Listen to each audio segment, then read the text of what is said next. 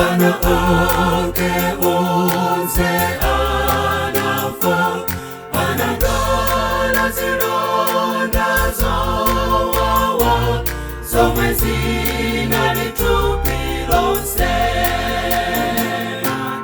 Matenda zangonja, ifaiza gonja,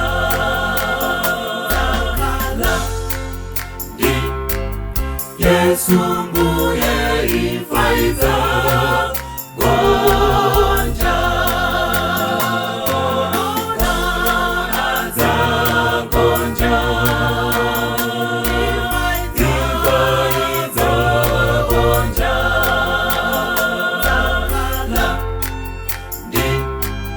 Yesu mbuye ifaiza gonja.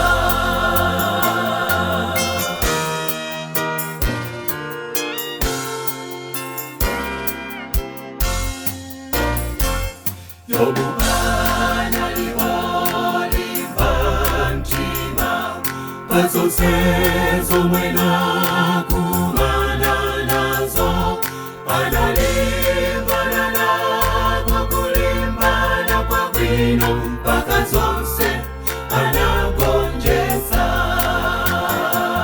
Phunziro likalekwa akristufe, pantawilo ya nsauzo, titulezo lebeza kwa Yesu Kristu yo, poti iye onjeza.